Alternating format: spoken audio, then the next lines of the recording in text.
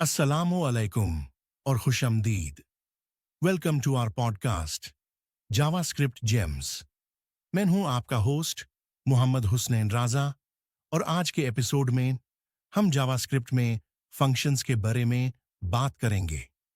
ये पॉडकास्ट उन लोगों के लिए है जो जावास्क्रिप्ट के बेसिक कॉन्सेप्ट्स को समझना चाहते हैं। तो चलिए शुरू करते हैं। अगर आपने previous episode control structures in JavaScript नहीं देखी तो मैं रिकमेंड करूंगा कि उस एपिसोड को जरूर देखें बेसिक कॉन्सेप्ट्स के लिए।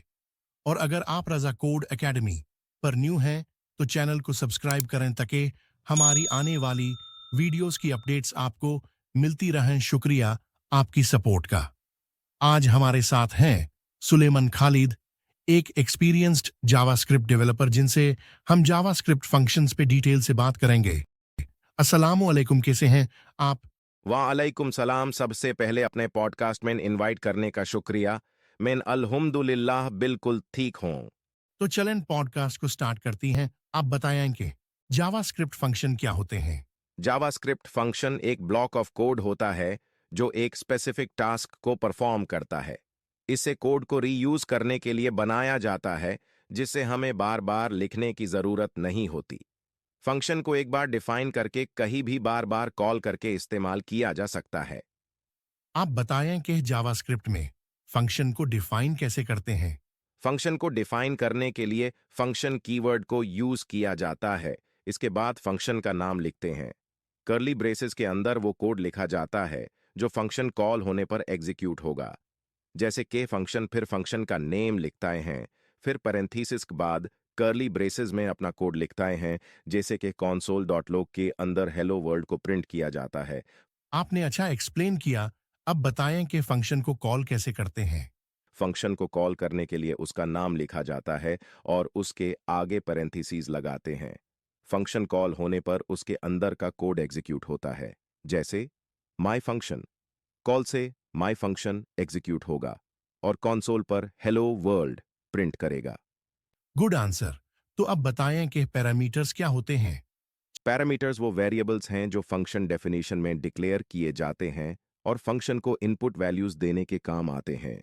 जब फंक्शन को कॉल किया जाता है तो उन पैरामीटर्स के लिए आर्ग्यूमेंट्स पास किए जा सकते हैं। पैरामीटर्स से हम फंक्शन को डायनामिक बना सकते हैं जो अलग अलग वैल्यूज पर काम कर सकता है। जावास्क्रिप्ट में फंक्शन आर्ग्यूमेंट्स क्या होते हैं? आर्ग्यूमेंट्स वो एक्चुअल वैल्यूज हैं जो फंक्शन कॉल करते टाइम पैरामीटर्स के लिए पास की जाती हैं। ये वैल्यूज पैरामीटर्स के साथ मैच होती हैं और फंक्शन एग्जीक्यूशन में यूज होती हैं। जैसे माई फंक्शन 5 एंड 10 कॉल में 5 एंड 10 आर्ग्यूमेंट्स हैं जो फंक्शन के पैरामीटर्स को वैल्यूज असाइन करते हैं। Very good answer. तो अब बताएं कि रिटर्न स्टेटमेंट क्या करता है? रिटर्न स्टेटमेंट फंक्शन को एक वैल्यू रिटर्न करने के लिए यूज होता है, जिसे फंक्शन कॉल करते टाइम यूज किया जा सकता है। जब रिटर्न स्टेटमेंट एग्जीक्यूट होता है तो फंक्शन का एग्जीक्यूशन वहीं पर खत्म हो जाता है। इस वैल्यू को फंक्शन के आउटपुट के तौर पर देखा जा सकता है, जिसे दूसरे कैलकुलेशंस में यूज किया जा सकता है। आप बताएं कि एनोनिमस फंक्शन क्या है? अनोनिमस फंक्शन वो फंक्शन है जिसका नाम नहीं होता।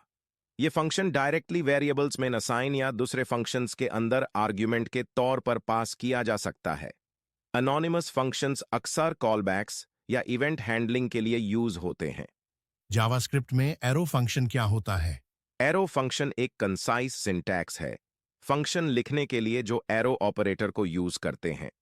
ये फंक्शंस लेक्सिकल दिस कॉन्टेक्स्ट को इनहेरिट करते हैं, जिससे कोड रीडेबल और मेंटेनेबल हो जाता है। एरो फंक्शंस को लिखने का तरीका कुछ ऐसा है। कॉन्स्ट ऐड इज इक्वल और फिर पैरेंथेसिस में अ कॉमा बी फिर अगे एरो अगे a प्लस बी। बहुत अच्छा एक्सप्लेन किया आपने। अब बताएं कि कॉलबैक फंक्शन क्या है? कॉलबैक फंक्शन एक ऐसा फंक्शन होता है जो किसी दूसरे फंक्शन के अंदर आर्ग्यूमेंट के तौर पर पास किया जाता है। यह फंक्शन तब कॉल होता है जब दूसरा फंक्शन अपना एग्जीक्यूशन कंप्लीट कर लेता है। कॉलबैक्स एसिंक्रोनस ऑपरेशंस जैसे इवेंट्स या सर्वर रिक्वेस्ट्स हैंडल करने के लिए अक्सर यूज होते हैं। फंक्शन एक्सप्रेशन और फंक्शन डिक्लेरेशन में क्या डिफरेंस है? फंक्शन डिक्लेरेशन वो होता है जिसे फंक्शन कीवर्ड से डायरेक्टली डिफाइन किया जाता है और ये कोड के किसी भी पार्ट से कॉल किया जा सकता है due to hoisting. Function expression वो होता है जो फंक्शन को एक वेरिएबल के अंदर असाइन करके डिफाइन किया जाता है और ये फंक्शन सिर्फ उसके डिफाइन होने के बाद ही कॉल किया जा सकता है। अब एक्सप्लेन करें कि होइस्टिंग क्या होता है फंक्शंस में। होइस्टिंग एक जावास्क्रिप्ट बिहेवियर है जिसमें फंक्शन डिक्लेरेशंस और वेरिएबल डिक्लेरेशंस को एग्जीक्यूशन से पहले कोड के टॉप पर ले जाया जाता है। इस वजह से आप फंक्शन को उसके डिक्लेयर होने से पहले भी कॉल कर सकते हैं। लेकिन फंक्शन एक्सप्रेशंस में होइस्टिंग काम नहीं करती क्योंकि वो वेरिएबल के रेफरेंस के साथ लिंक्ड होती हैं। आपने होइस्टिंग को अच्छा एक्सप्लेन किया।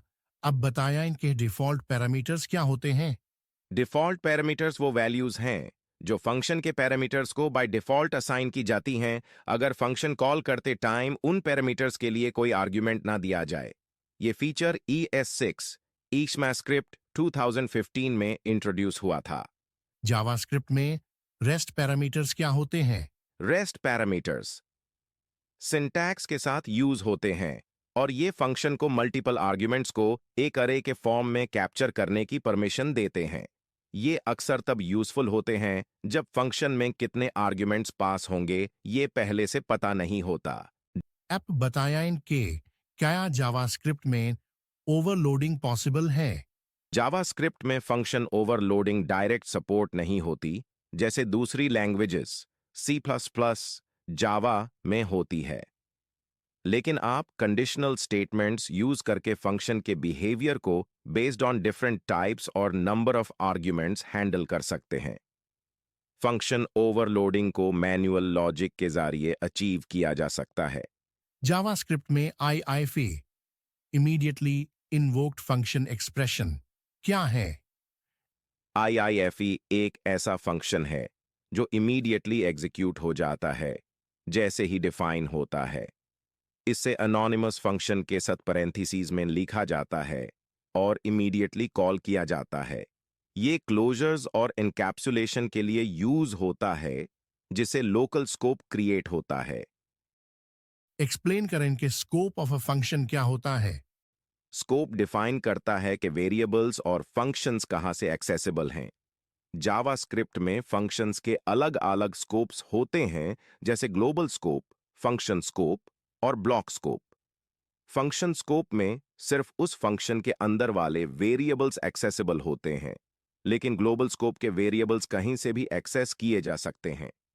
जावास्क्रिप्ट में क्लोजर क्या होता है। क्लोजर एक ऐसा फंक्शन है जो अपने सराउंडिंग एनवायरनमेंट लेक्सिकल स्कोप के साथ बना रहता है। इसका मतलब है कि इनर फंक्शन अपने आउटर फंक्शन के वेरिएबल्स को एक्सेस कर सकता है चाहे आउटर फंक्शन कंप्लीट हो चुका हो। क्लोजर्स पावरफुल फीचर हैं जो प्राइवेट वेरिएबल्स बनाने और इनकैप्सुलेशन के लिए यूज होते हैं। जावास्क्रिप्ट में प्योर फंक्शन क्या होता है। प्योर फंक्शन वो फंक्शन है जो सेम इनपुट के लिए हमेशा सेम आउटपुट देता है और किसी भी एक्सटर्नल स्टेट को मॉडिफाई नहीं करता।